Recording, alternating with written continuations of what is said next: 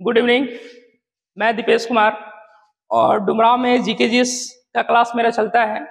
तो फिलहाल कुछ नया करने के इरादे से मैं यहाँ पर आया हूँ। और नया क्या है कि डेली मैं आपको 15 सवालों का एक सीरीज सेंड करूँगा। ये सीरीज हमारे टेलीग्राम पर होगा। बच्चों के हाथ में एक पीले रंग की पेज होगी, उस पर ये सारे सीरीज चलेंगे।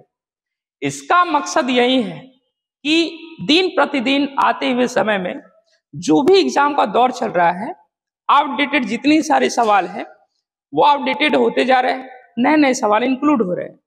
तो वैसे में हम लोग इन नए सवालों को भी पकड़कर और एक अच्छे रास्ते पर अमल करके हम लोग अपना क्लास को आगे बढ़ाएंगे। ठीक है, तो चलिए हम लोग बिना देरी किए आगे बढ़ते हैं। ठीक, हमारा पहला सवाल है कि बंगाल में कौन सी फैक्ट्री पुर्तगालियों द्वारा स्थापित की गई। तो आपको पता होना चाहिए कि ये जो सवाल है ये हमारा मॉडर्न इंडिया से सवाल उठा हुआ है। ठीक है, तो वैसे में हम तो इसका उत्तर लगा लेंगे, लेकिन क्या एग्जाम में सिर्फ यही पूछेगा? ऐसा तो बिल्कुल नहीं है।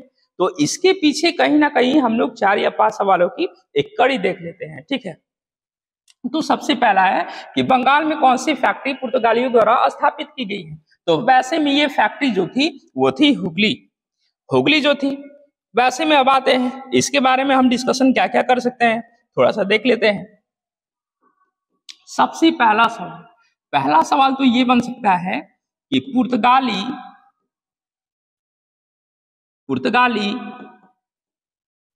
भारत में आए। जी बिल्कुल, पुर्तगाली भारत में आए, लेकिन सबसे पहला पुर्तगाली कौन है जो भारत में आया?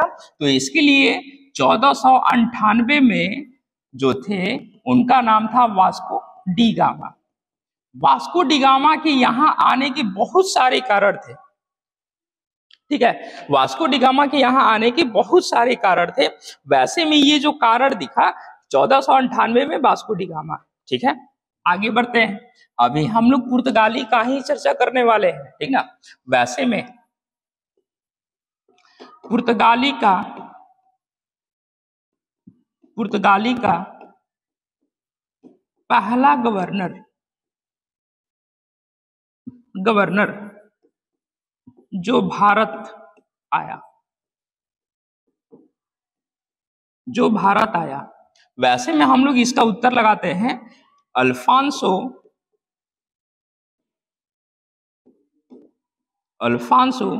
डी अल्मोड़ा।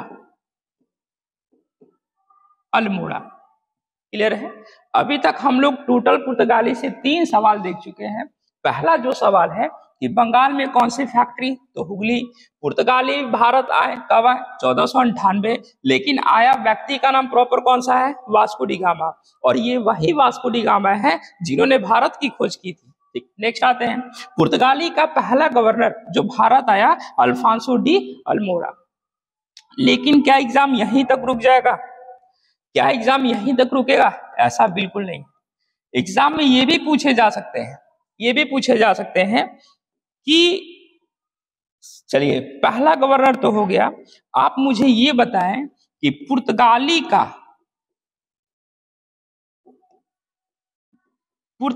का पहला वास्तविक संस्थापक।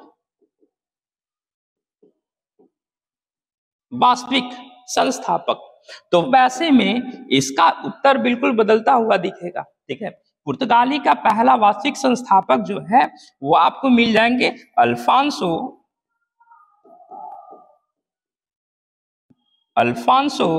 डी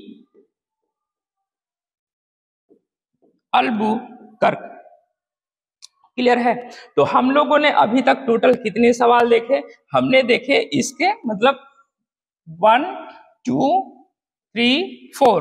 लेकिन अभी और एक सवाल है, एक सवाल डायरेक्ट कि पुर्तगालियों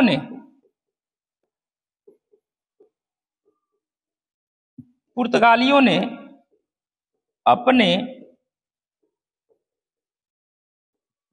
लूटपाट का अड्डा बना रखा था। ये भी सवाल बहुत पूछता है और ये सवाल हर एक एग्जाम में पूछे जा चुके हैं, इसलिए मैं आपको बता रहा हूं, आप भी कोशिश कीजिएगा इसको अच्छी तरह याद करने की।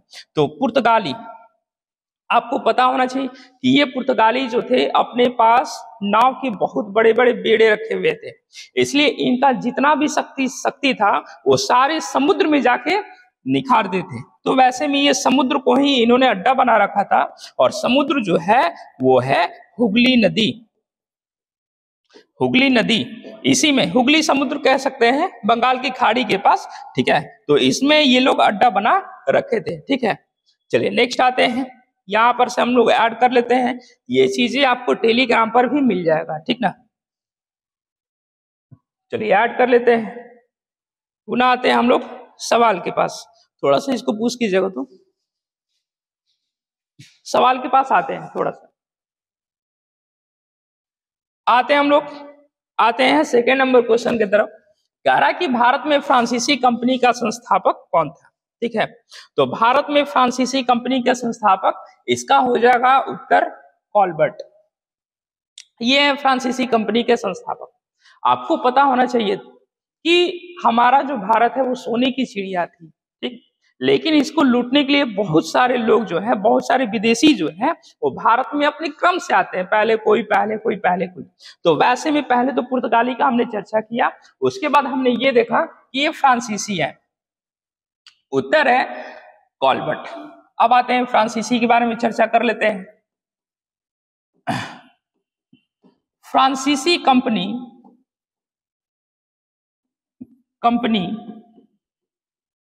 की पहली, फ्रांसीसी कंपनी की पहली कोठी भारत में बनी। लेकिन सवाल यह है कि कहां बनी, तो वैसे में इसका हम लोग उत्तर लगा लेंगे सूरत। आपको याद करने का ज्यादा जरूरत नहीं है, क्योंकि सूरत जो है इसी में से इसको 100 को निकाल के हम लोग इसका उत्तर लगा लेंगे। और ये बहुत पेचीदा है, बहुत पूछता है, शायद देखिए कुछ नया हो जाए, ठीक है। चलिए नेक्स्ट आते हैं, उसके बाद सेकेंड नंबर क्वेश्चन की तरफ आते हैं। फ्रांसीसी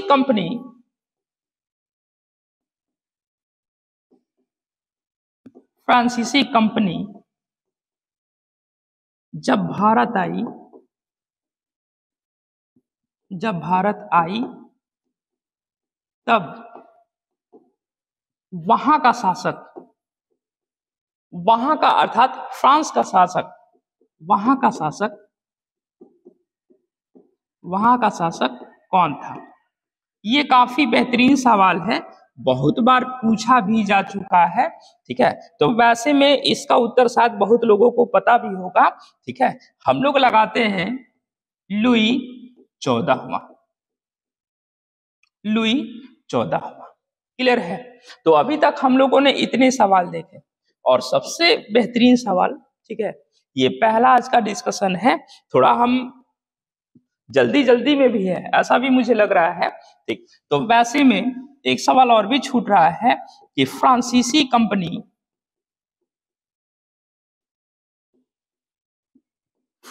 कंपनी भारत आई, ये काफी बेहतरीन सवाल है, तो इसका उत्तर हो जाएगा आपका 1664, ठीक। तो इतने सवाल हम लोग देखे, हम लोगों ने देखा पुर्तगाली का, हमने देखा फ्रांसीसी का, ठीक है। अब आगे बढ़ते हैं, इतना तो हो गया, ठीक। आप लोग इसका डिस्कशन बिल्कुल कॉपी पे करके कल क्लास में याद करके आना है, ठीक ना। नेक्स्ट आगे हम लोग बढ़ते हैं। चलिए क्वेश्चन नंबर 3 की तरफ। क्वेश्चन नंबर 3 कह रहा है कि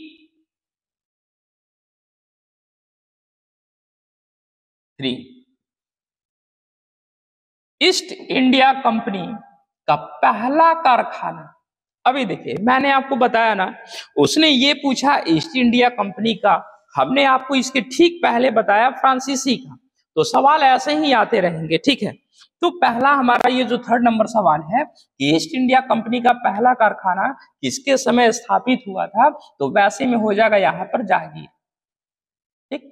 लेकिन इसके पीछे बहुत सारे कारण है कि जहांगीर के समय में ही क्यों, इसके ठीक पहले अकबर में क्यों नहीं, ठीक। चलिए हम लोग देखते हैं। ईस्ट इंडिया कंपनी को मैं यहाँ थोड़ा सा इंग्लिश फॉर्म में लिखूंगा, EIC, क्लियर है, ईस्ट इंडिया कंपनी, ठीक। तो ईस्ट इंडिया कंपनी की स्थापना बहुत बिजोड़ सवाल है, 1600 में, क्लियर है। ये तो वहां पे हो चुका है कि 1600 में ईस्ट इंडिया कंपनी की स्थापना हो चुकी, लेकिन एक सवाल पूछता है कि जब 1600 में EIC की स्थापना हुई उस समय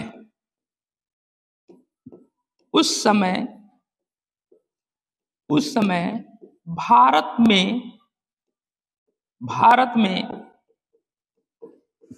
किसका शासन दिल्ली में था। दिल्ली में कहने का मतलब है कि जितने सारे मुगल प्रशासन थे, ठीक है, वो दिल्ली में ही अपना रूल चलाते थे, ठीक है, दिल्ली में ही अपना रूल चलाते थे। नेक्स्ट आते हैं, तो इसका उत्तर देखिए थोड़ा सा बदल जाएगा। सवाल कह रहा है कि ईस्ट इंडिया कंपनी का पहला कारखाना किसके समय में स्थापित हुआ, ये भारत की बात कर रहा है।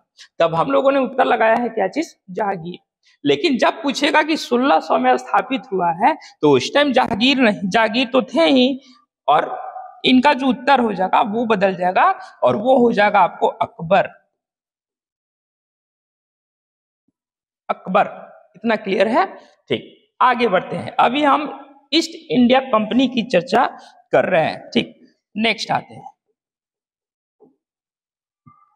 हैं ईस्ट इंडिया कंपनी की पहली फैक्ट्री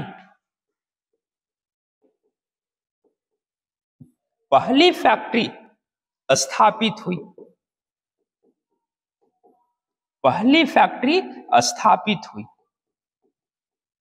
कुछ याद आ रहा है? मैंने आपको बताया था कि फ्रांसीसी कंपनी की पहली फैक्ट्री तो हम लोग सा को करके किए थे ना, सा फॉर सूरत, ठीक है। इसका भी उत्तर बिल्कुल सेम है कि ईस्ट इंडिया कंपनी की पहली फैक्ट्री जो है वो हो जाएगा क्या चीज, सूरत में।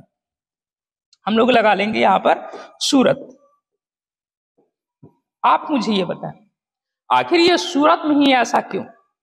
आपको पता होना चाहिए कि हर एक बिजनेस कहीं ना कहीं नाव के माध्यम से किए जा रहे थे। तो जितना सारा हमारा तटीय नगर था ना, तटों पर जैसे बंगाल हुआ, इधर सूरत हुआ, केरल हुआ, नीचे तमिलनाडु हुआ, तो वैसे वैसे स्थानों पर इन्होंने क्या किया था, कब्जा अपना जमा लिया था, ठीक।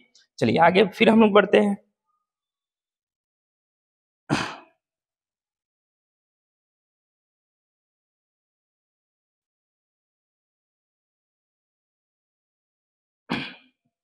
जितने लोगों को घर से बाहर निकलने की छूट नहीं दी जाती है, अगर आप मेरा कहना मानो तो आप इस सीरीज को ज्वाइन कर लो। मैं इस सीरीज में काफी अच्छे अच्छे सवाल देने का वादा करता हूं, और एक्चुअली आप तो शुरू से जान रहे हैं, ठीक है, कि मेरा सवाल का लेवल क्या रहा है। तो इतने सारे तो अभी ये है, ये तो सिर्फ हाथी के दांत है जो दिखाने वाले हैं। मेन सवाल अभी अंत में मिलेगा, और ज्यादा वेट करने की जरूरत नहीं। 4 दिन सिर्फ डेमो चल रहा है, चाहे वो मेरा हो या फिर आपका हो। 5वां और 6वां दिन से जो सवाल के जितने सारे झड़ी मिलेंगे ना, बेखौफ हो जाओ।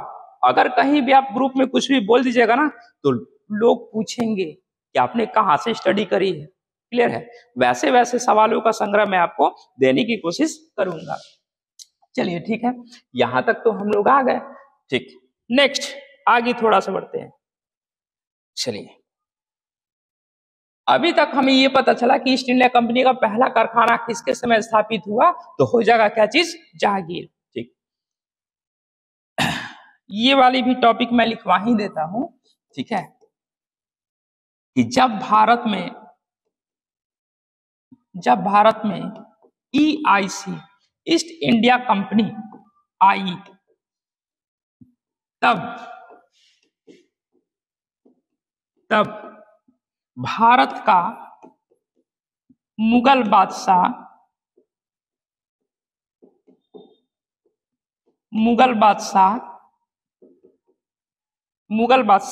थे। या फिर डायरेक्ट मैं क्वेश्चन ही बना दे रहा हूं, कौन थे। ठीक है, खैर इतना लंबा चौड़ा लिखने की कोई जरूरत नहीं है, क्योंकि हम लोग धीरे धीरे शॉर्ट फॉर्म में चले जाएंगे। अभी 3-4 क्लास जो है वो बिल्कुल डेमो है। ठीक है, तो मुगल बादशाह कौन थे, तो इसका उत्तर हो जाएगा जहांगीर। ये हमारा उत्तर हो जाएगा और सवाल बिल्कुल यही है। ठीक, चलिए अब आते हैं क्वेश्चन नंबर हम लोग 4 पे आते हैं। ठीक है, कह रहा है कि कर्क रेखा कितने राज्यों से होकर गुजरती है, ये हमारा सवाल है। क्लियर, और ये जो सवाल है इतना ज्यादा इंपॉर्टेंट है कि हर जगह लिखे हुए। अगली बार मैं कोशिश ये करूंगा कि यहाँ पर एग्जाम का जो भी है मैं यहाँ लिखवा दूं। क्लियर है, अगर यहाँ पर एग्जाम वाली चीजें लिखा जाएगा तो काफी ज्यादा खूबसूरत हो जाएगा और आपका क्वेश्चन देखने का नजरिया भी बदल जाएगा। चलिए ठीक है, आगे हम लोग बढ़ते हैं क्वेश्चन नंबर 4 की तरफ। क्वेश्चन नंबर 4 कह रहा है कि कर्क रेखा कितने राज्यों से गुजरती है, तो इसका तो उत्तर हो जाएगा भैया कितने राज्यों से, 8 राज्यों से इसका उत्तर हो जाएगा। ठीक है, लेकिन इसका उत्तर जो भी है 8 राज्यों से नॉर्मली सब कोई जानता है, और इसका एक छोटा सा ट्रिक भी काम करता है। ट्रिक जो है बिल्कुल कॉमन है, भारत के हर एक विद्यार्थी जो शुरुआती स्टेज में होते हैं वो इस ट्रिक को अच्छे से जान लेते हैं। ठीक है, मित्र पर गमछा झाड़, ये ट्रिक है।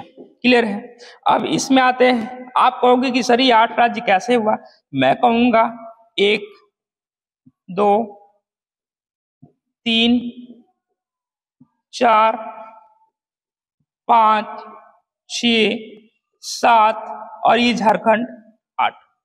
इतना क्लियर है, ये हो गए 8 राज्य। लेकिन ये कॉमनली सब कोई जानता है। जैसे मैं एक बार रिपीट करा दूं, मिजोरम है, त्रिपुरा है, पश्चिम बंगाल है, राजस्थान है, गुजरात है, मध्य प्रदेश है, छत्तीसगढ़ है और फिर झारखंड है। लेकिन क्या सवाल यही पूछेगा, नहीं। अब आते हैं कुछ नए में। आप लोग भी पक गए होंगे कि अभी तक हमें कुछ नया नहीं मिला, लेकिन अब आपको नया मिलेगा। ठीक है, चलिए आगे बढ़ते हैं।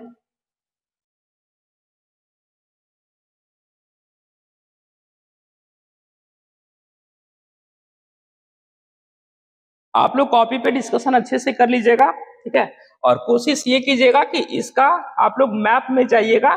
मैप में पेज नंबर 7 या 8। अगर मैं बात करूं ऑक्सफोर्ड का मैप बुक, तो वैसे में 7 और 8। ठीक है जी, चलिए अब आते हैं, अब स्टार्ट करते हैं। हमारा जो टॉपिक होना चाहिए वो होना चाहिए कर्क रेखा। ये होनी चाहिए हमारी टॉपिक। क्लियर, चलिए सबसे पहला सवाल तो ये बनता है कि कर्क रेखा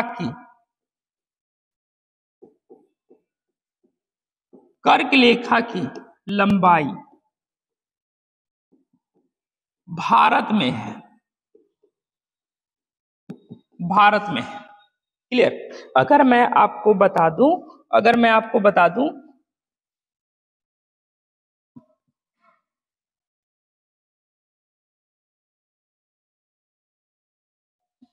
तो ये हो गया भारत,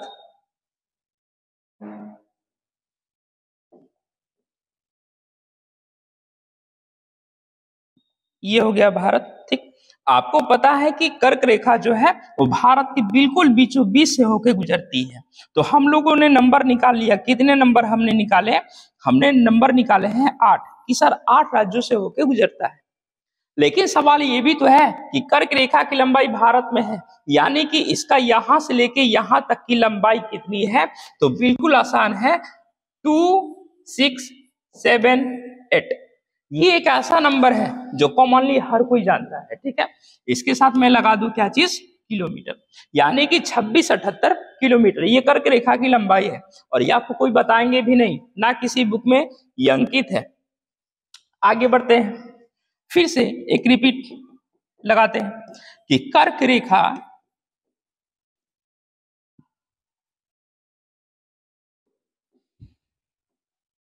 कर्क रेखा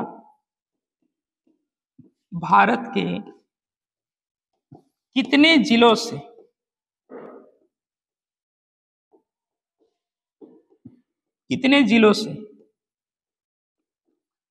होकर गुजरती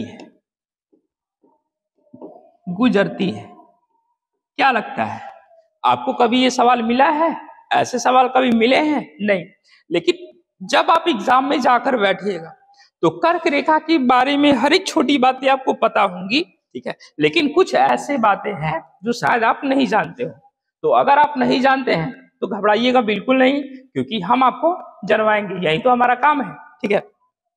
तो वैसे में आते हैं कि टोटल ऐसे कितने जिले हैं जहां से कर्क रेखा होकर गुजरती है। तो इसका उत्तर बाबू आप लिख लो 35।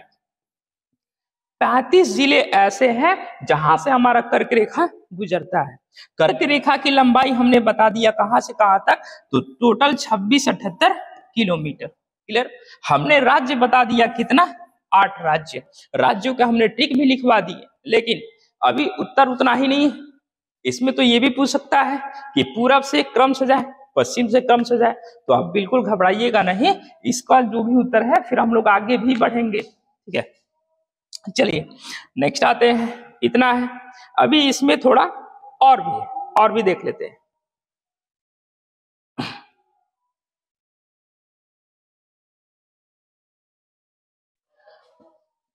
आप बिल्कुल परेशान नहीं होइएगा, ठीक है।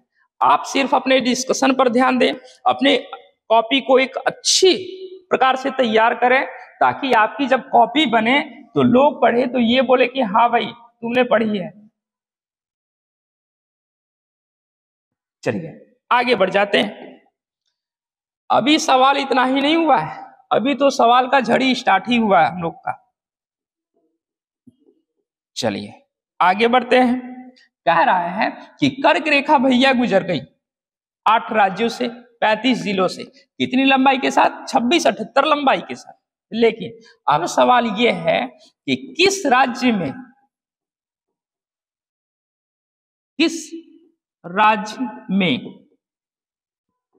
कर्क रेखा की लंबाई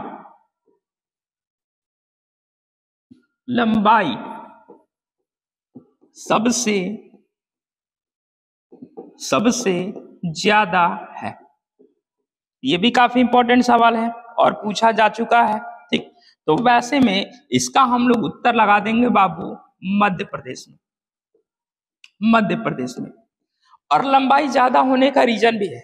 अगर मध्य प्रदेश वाले इस वीडियो को देखेंगे तो इस बात का जवाब भी नहीं दे पाएंगे कि मध्य प्रदेश के कितने जिलों से ये बाहर निकलता है, कितने जिलों से है जो कर्क रेखा टकराकर छूकर या उसको गुजरती है, ठीक। तो वैसे में मैं आपको बता दूं कि मध्य प्रदेश में टोटल 14 जिले हैं जहां से यह रेखा गुजरती है, और सबसे अधिक जिला जो है मध्य प्रदेश ही ले रखा है, ठीक।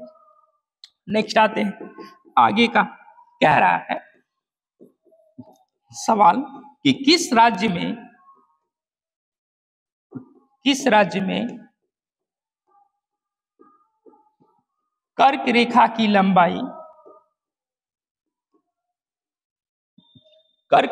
लंबाई सबसे कम है।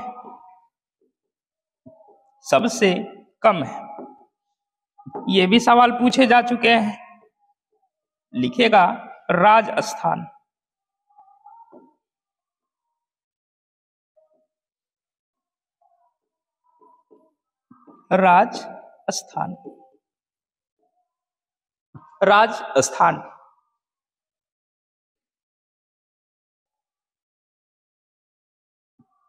ठीक। हमने आपको ये बताया कि मध्य प्रदेश में टोटल कितने जिले हैं, 14 जिले हैं। राजस्थान में ऐसे ही कितने जिले हैं जहां से यह रेखा गुजरती है? तो वैसे में यहां पर निकल जाएंगे 2 जिले, 2 जिले। ठीक है, चलिए नेक्स्ट आगे बढ़ते हैं।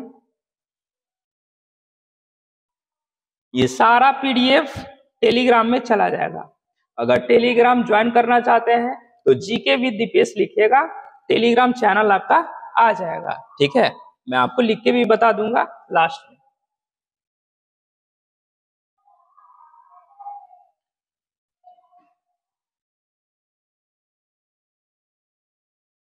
चलिए नेक्स्ट आगे बढ़ जाते हैं।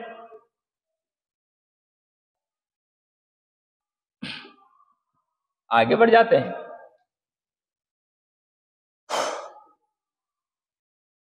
चलिए, कह रहा है कि कर्क रेखा कितने राज्यों से गुजरती है? अभी तक हम लोग बस इसी पर अटके हुए हैं। मैंने आपको 2 राज्य ऐसे बताए जहां हम लोगों ने जिला देखा है। ठीक है, तो वैसे में अगर मैं बात करूं, गुजरात से भी यह निकलती है, गुजरती है। तो गुजरात से 6 जिलों से, 6 जिलों से।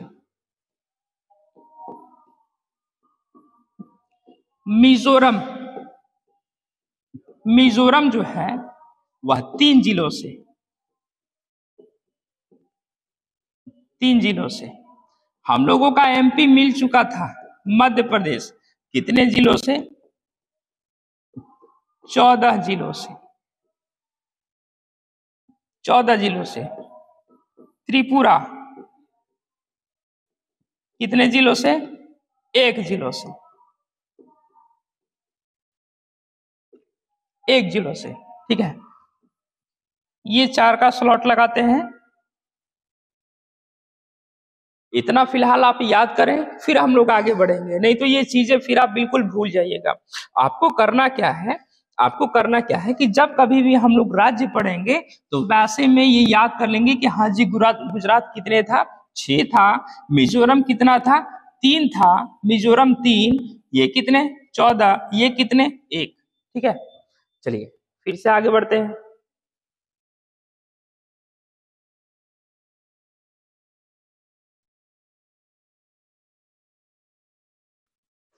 ये डिस्कशन आपकी काफी बेहतरीन ढंग से कॉपी बन जानी चाहिए।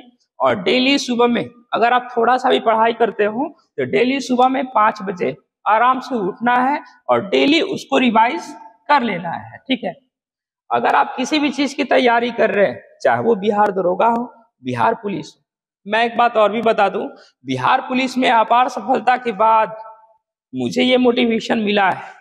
कम से कम यहाँ से 10 बच्चे ऐसे हैं जिन्होंने ये बताया कि सर मेरा बिहार पुलिस का रिजल्ट आ चुका है। और चूंकि ये पीटी का है, पीटी में दायित्व हमारा है, लेकिन फिजिकल में दायित्व ये उन विद्यार्थियों का है जिन्होंने रिजल्ट लाया है। चलिए आगे बढ़ते हैं। कह रहा है 5 नंबर कि जून माह में दिन की जो अवधि है वो लंबी होती है। जी हाँ, बिल्कुल होती है, लेकिन ये ऑप्शन दिया है, तो ऑप्शन में ऐसे में ये जो राज्य है वो कौन सा है? दिल्ली है, दिल्ली है। ठीक है, जून माह,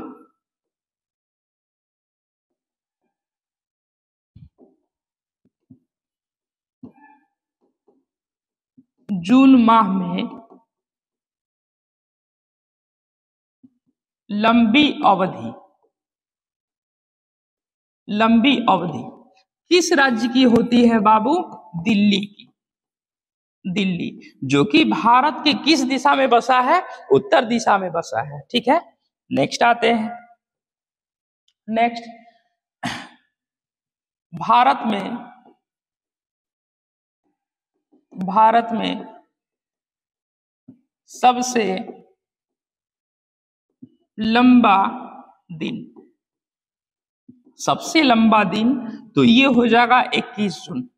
आपको पता होना चाहिए कि यह जो 21 जून है वो ये भी कहा जाता है कि उत्तरी गोलार्ध का सबसे लंबा दिन 21 जून। ठीक, इस दिन एक चीज एडिशनल हम बता दे रहे हैं आप लोग को कि 21 जून को मनाया जाता है विश्व योगा दिवस,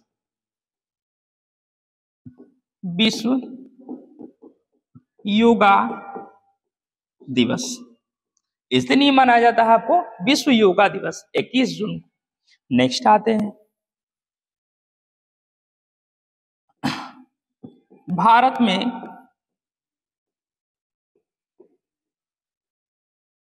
सबसे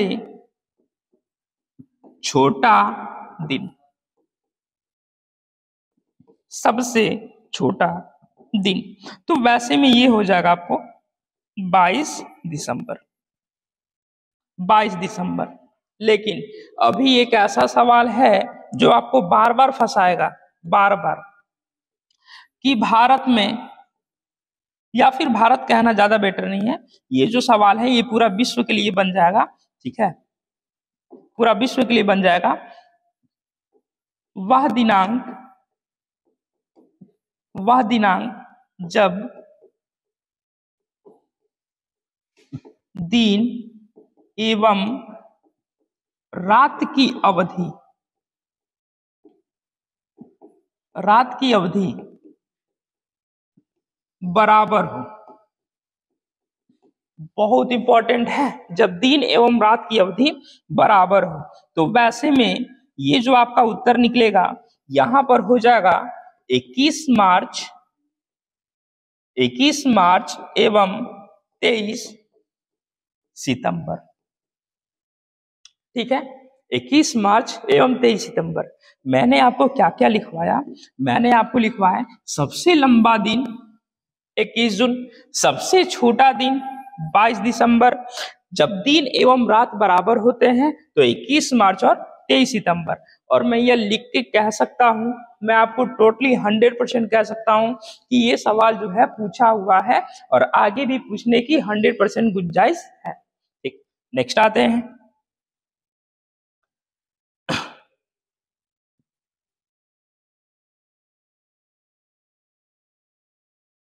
नेक्स्ट।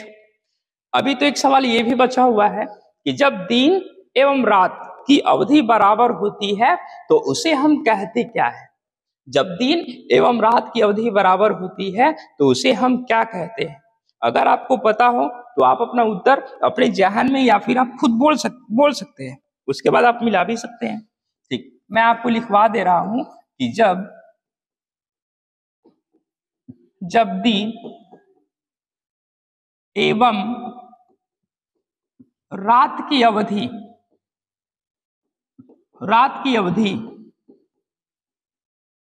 बराबर हो उस प्रक्रिया को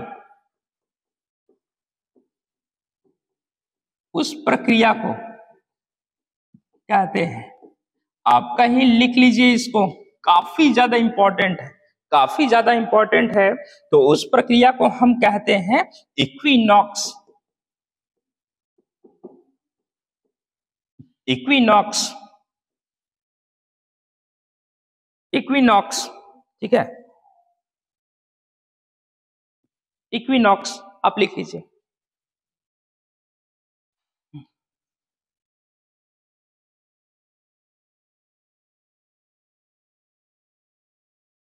इक्विनॉक्स, जब दिन एवं रात की अवधि बराबर हो जाए तो उसे हम कहते हैं इक्विनॉक्स। और आप कमेंट करके बताइएगा कि आपको ये वीडियो कैसा लगा, ठीक है। ये हमारे लिए थोड़ा सा मोटिवेशन का काम करेगा, तो आप जरूर बताएंगे मुझे। नेक्स्ट आते हैं क्वेश्चन नंबर 6। क्वेश्चन नंबर 6 कह रहा है कि 82.5 डिग्री रेखा गुजरती है। 82.5 डिग्री रेखा जो है वो कितने राज्यों से गुजरती है। आपको पता होना चाहिए कि अगर ये हमारा मैप है तो मैप में ये कितना 0 डिग्री, और ये यहां से ऐसे भारत है तो भारत के ठीक बीच से गुजरने वाली जो रेखा है इसी को हम कहते हैं 82.5 डिग्री, जो कि भारतीय मानक समय है, ठीक है। भारतीय मानक समय यानी कि एक ऐसी रेखा जहां से हम समय की गणना करते हैं, और जहां से समय की गणना करते हैं वो भारत के ठीक बीचों बीच की रेखा होती है। अगर आपको इस कंसेप्ट को और भी अच्छे से देखना है तो आप क्या कीजिए, कि भारत का जो नक्शा है, भारत का नक्शा, ये वाला बिंदु दोनों को जोड़ के और बाई 2 से आप डिवाइड कर दीजिएगा, आपका ठीक बीचों बीच का रेखा आ जाएगा। कितना डिग्री? 82.5 डिग्री। चलिए अब आते हैं हम लोग अपने सवाल पे।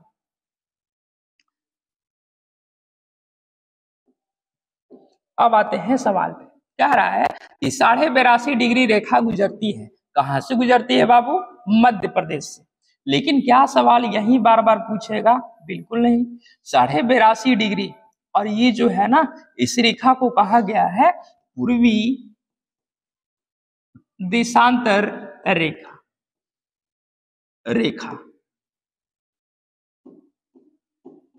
रेखा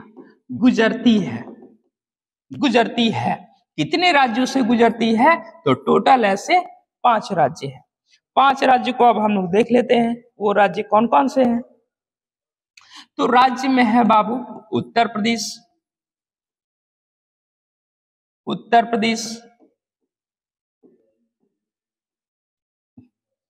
प्रदेश, उत्तर प्रदेश, मध्य प्रदेश, उसके बाद आंध्र प्रदेश,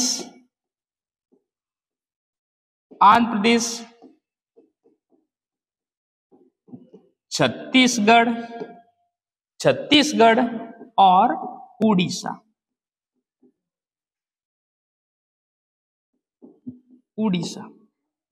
क्लियर है? तो ऐसे में 82.5 डिग्री जो पूर्वी देशांतर है वो भारत का क्या है?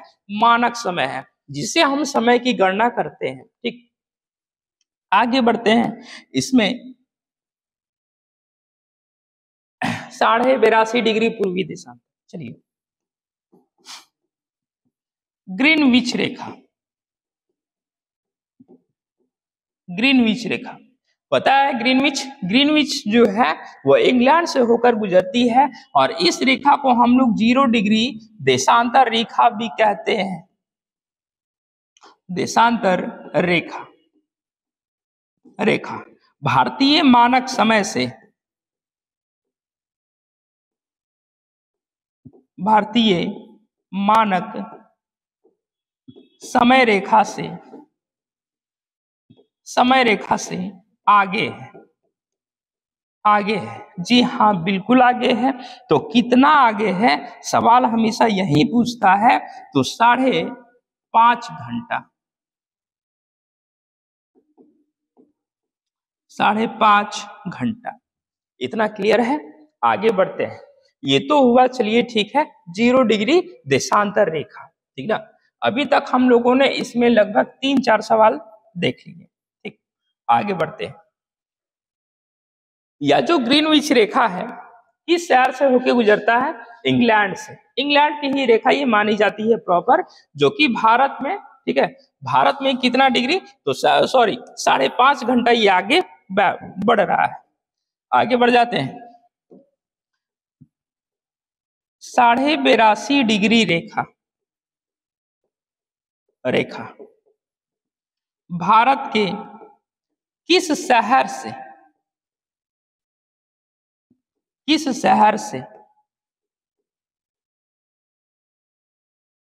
किस शहर का मतलब होता है कि प्रॉपर जहां से निर्धारित किया गया है।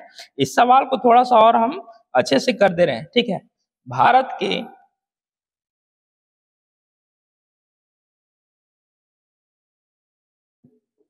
के किस शहर से निर्धारित किया गया है?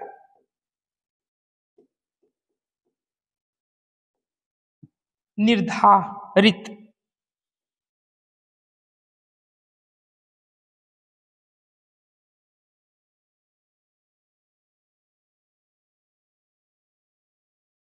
इसको काट देते हैं।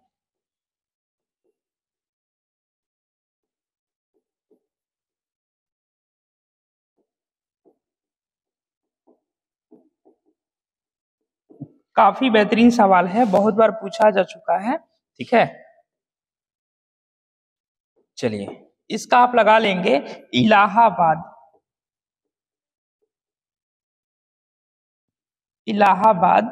का नैनी। इलाहाबाद का नैनी। ठीक है, चलिए नेक्स्ट आते हैं। नेक्स्ट आते हैं,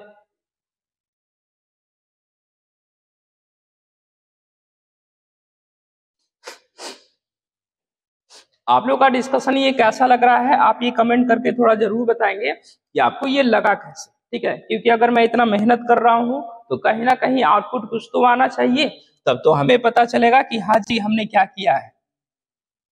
ठीक है, उसके बाद आगे बढ़ जाते हैं।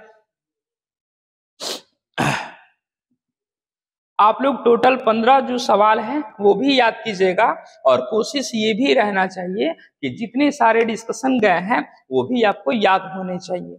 अगर आप टारगेट लेके चलते हैं एक दिन में 70-80 सवाल, तो फिर जीके में आपको कभी कोई चीज कम नहीं लगेगा। ठीक है, चलिए आगे बढ़ जाते हैं। नेक्स्ट हमारा सवाल है कि भारत में यह किस योजना के तहत संविधान सभा का गठन हुआ। आपको पता होना चाहिए कि आज हम लोगों के क्लास में ये जो पॉलिटी सब्जेक्ट है वो भी स्टार्ट हुआ है, और उसी से ये संबंधित सवाल है कि किस योजना के तहत संविधान सभा का गठन हुआ। ठीक है, तो वैसे में इसका उत्तर हो जाएगा क्या चीज, कैबिनेट मिशन। बहुत बच्चे ये उत्तर लगा देते हैं क्या चीज, क्रिप्स मिशन, जबकि ऐसा कुछ नहीं है। क्रिप्स मिशन पहले आई थी 1942 में, जबकि कैबिनेट मिशन बाद में आया कब, 1944 में। चलिए आगे बढ़ जाते हैं। 7 नंबर, 7 का हम लोग लगा लिए क्या चीज, डी। यहां पे लगा लेंगे कि कैबिनेट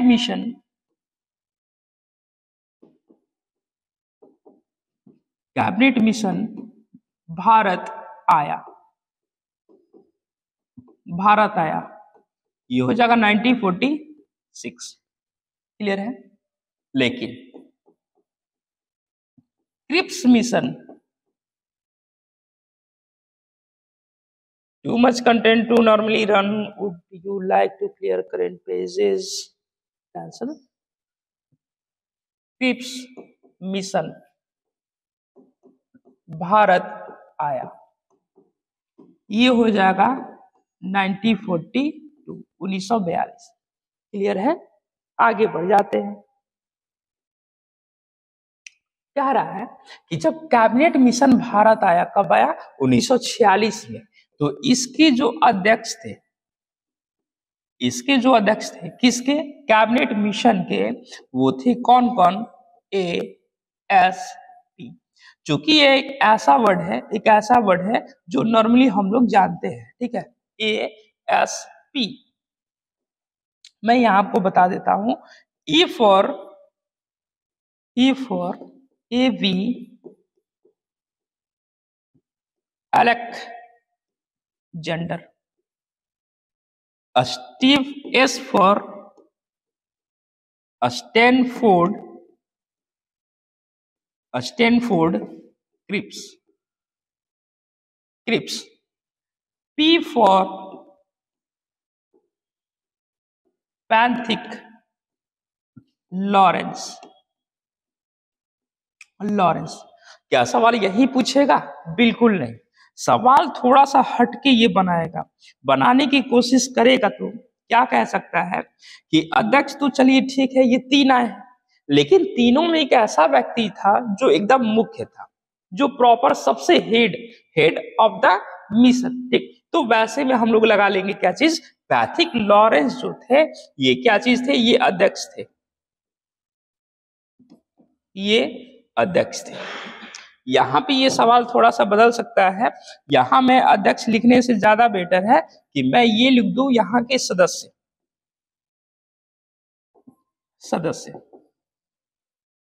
ठीक है, एक बात और, आप थोड़ा सा ध्यान लगाइएगा तो आपको पता चलेगा कि यही स्टैनफोर्ड क्रिप्स है जो क्रिप्स मिशन लेकर भारत आए। आपको पता है कि कहीं पे जब जाया जाता है तो वैसे में एक बिचौलिया आदमी को लेकर हम लोग जाते हैं। क्यों लेकर जाते हैं, ताकि दोनों पक्षों का जो भी बात हो वो सामने से रखे। क्लियर है, तो वैसे में जब दोनों पक्ष है सामने से रखने के लिए स्टैनफोर्ड क्रिप्स है। ठीक, चलिए आगे हम लोग बढ़ जाते हैं।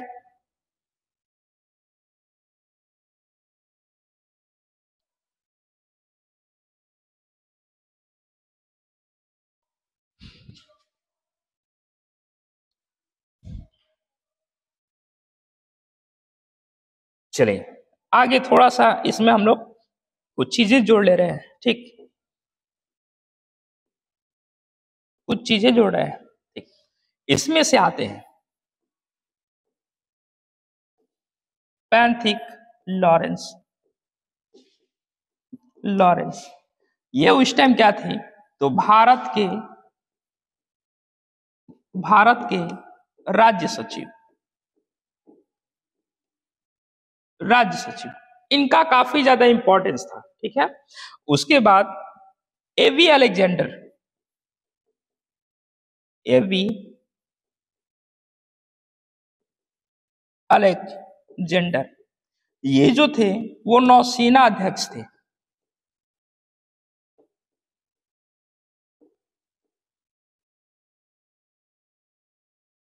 नौसेना अध्यक्ष थे, ठीक है, नौसेना अध्यक्ष।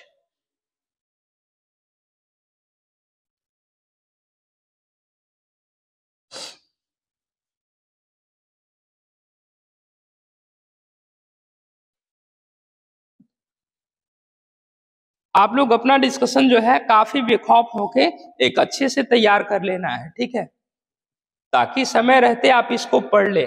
और मैं एक बात लिख के गारंटी कह सकता हूं कि अगर आप बिहार दरोगा का एग्जाम भी दीजिएगा तो बिल्कुल जाके सटीक लड़ने वाला है, चाहे बिहार पुलिस का आप कोई भी एग्जाम दे लो, कोई भी एग्जाम में जाकर आप बैठो, ठीक है।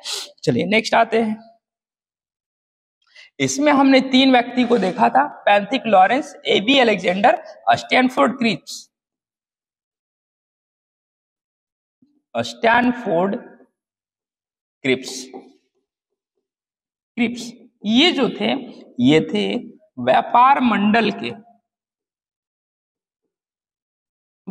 मंडल के अध्यक्ष। काफी ज्यादा इंपॉर्टेंट है, ये आपको जल्दी मिलेगा नहीं, ठीक है, व्यापार मंडल के अध्यक्ष, ठीक। चलिए नेक्स्ट आते हैं। नेक्स्ट है हमारा क्वेश्चन 8 नंबर, कह रहा कि अंतरिम सरकार के उपसभापति कौन से थे, ठीक। तो वैसे में इसका जो उत्तर हो जाएगा वो हो जाएगा क्या चीज, जवाहरलाल नेहरू, ठीक है। राजेंद्र प्रसाद, ये यहां गलत टाइपिंग भी है, ठीक ना। चलिए ठीक है, इसका उत्तर हो जाएगा क्या चीज, राजेंद्र प्रसाद होना चाहिए, ठीक है। नहीं, प्रांतीय संविधान सभा के अध्यक्ष तो चलिए ठीक है, अच्छा ये होना चाहिए यहाँ पे, ये ठीक है, जवाहरलाल नेहरू होगा। एक बार मैं फिर से कह दे रहा हूं, अंतरिम सरकार के उपसभापति जो थे वो जवाहरलाल नेहरू। 8 नंबर, अंतरिम सरकार का गठन कब हुआ बाबू, 1946 में। और जब यह सरकार बनी तो इसमें बहुत सारे ऐसे लोग हैं जिन्होंने बहुत सारे समिति को अपने हाथों में ले लिया, ठीक है, बहुत सारे समिति को। लेकिन वैसे में अभी हम लोग कुछ कुछ याद कर ले रहे हैं, ठीक। जैसे अगर मैं कहूं कि रक्षा मंत्रालय जो सरकार गठन हुआ, ठीक, तो वैसे में रक्षा मंत्रालय किनके हाथों में गया, तो ये हैं बलदेव सिंह। आपको पता होना चाहिए कि जिनके हाथों में बल होगा वो हमेशा किसकी बात करेगा, रक्षा की बात करेगा, ठीक है। नेक्स्ट आते हैं। नेक्स्ट, कृषि मंत्रालय,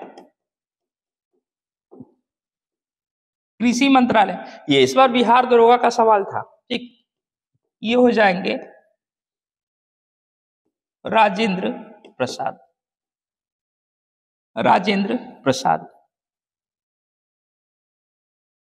झंडा समिति, ये समिति है ना, नहीं चलिए झंडा समिति को नहीं ऐड करते हैं। रक्षा मंत्रालय हो गया, कृषि मंत्रालय हो गया, और एक मंत्रालय हम लोग देख लेते हैं, वित्त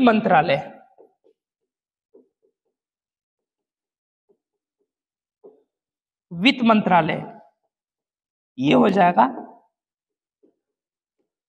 लियाकत अली। इसी में एक और भी ऐड कर लीजिए, शिक्षा मंत्रालय।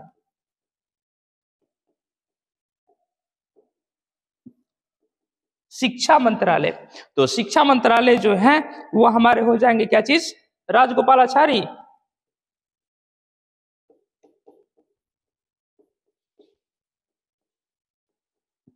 राजगोपालाचारी, ठीक है।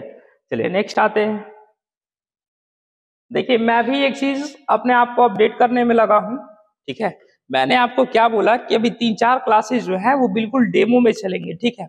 हमारी ये जो राइटिंग है कुछ थोड़ा ऊपर डिस्टर्ब हुआ है, लेकिन धीरे धीरे हम इन चीजों को सुधारते हुए नजर आ रहे हैं। जैसे आप इन सारी चीजों को देखिएगा, इस वाले राइटिंग में इन दोनों को थोड़ा सा मिला ले, ठीक। तो आगे चल के जो राइटिंग वाला चीज है वो भी मैं आपका बिल्कुल भी दूर कर दूंगा, ठीक। एक्चुअली हमारी राइटिंग है भी ठीक ही ठाक है, ये जल्दी में ऐसा मैं लिख देता हूं। ये देखिए ये मैंने लिखा है अलेक्जेंडर, ये जल्दी का बात है।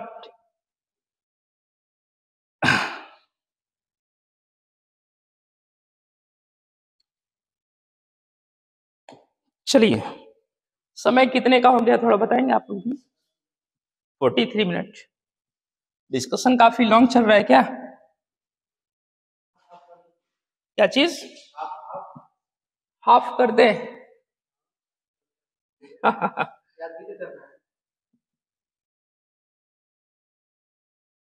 चलिए आगे बढ़ जाते हैं क्वेश्चन नंबर 9 की तरफ। इतना ही छोड़ दूं, ठीक है। चलिए क्वेश्चन नंबर 9, चलिए ठीक है, बाकी हम लोग फिर कल देखते हैं, ठीक। इतना अभी एनफ है। आप कल के लिए बस क्या कीजिएगा कि कल तक मैंने लिखवाया है 1 से लेके 9 तक, तो वहां तक का ये पूरा डिस्कशन होना चाहिए, ठीक है। क्या चीज, जी बिल्कुल, ठीक। मैं आंसर आपको बता भी देता हूं, एक बार आप देख लीजिएगा, नोट डाउन कर लीजिएगा, ठीक। कि किस योजना के तहत संविधान सभा का गठन हुआ, कैबिनेट मिशन। अंतरिम सरकार के उपसभापति कौन निकले, जवाहरलाल नेहरू। प्रांतीय संविधान सभा के अध्यक्ष कौन बने, तो यहाँ पर हो जाएंगे सरदार पटेल, सरदार पटेल। मानव में कितने जोड़ी गुणसूत्र पाए जाते हैं, तो हो जाएगा 24। कोशिका का पावर हाउस कहते किसको है, जी बिल्कुल ये 23 जोड़ी है। गलत गलत गलत, थोड़ा सा रुक जाइएगा, ये हो जाएगा आपका कितना, 23 जोड़ी। कोशिका का पावर हाउस कहते किसको है, माइटोकॉन्ड्रिया को। कोशिका की खोज किसने की थी, रॉबर्ट हुक, रॉबर्ट हुक। कार्य का एसआई मात्रक क्या हो जाएगा, जूल हो जाएगा। एम्पियर मापने की इकाई विद्युत धारा। न्यूट्रॉन की खोज किसने की, ठीक है। इसमें ऑप्शन आपका हो जाएगा, ठीक है, थोड़ा देखना पड़ेगा, रुक जाइएगा बस थोड़ा सा। जी न्यूट्रॉन की खोज हो जाएगा क्या चीज, चैडविक। इतना क्लियर है, तो आप बस ये उत्तर लगा लीजिएगा, इसका डिस्कशन भी आगे जाएगा। और कल होमवर्क में करना क्या है, तो टोटल 1 से लेके 9 तक क्वेश्चन याद करके आने हैं, ठीक है। चलिए फिर हम लोग मिलेंगे कल इसी समय पे, या फिर समय बदल भी सकता है, ठीक है। तब तक बने रहने के लिए धन्यवाद।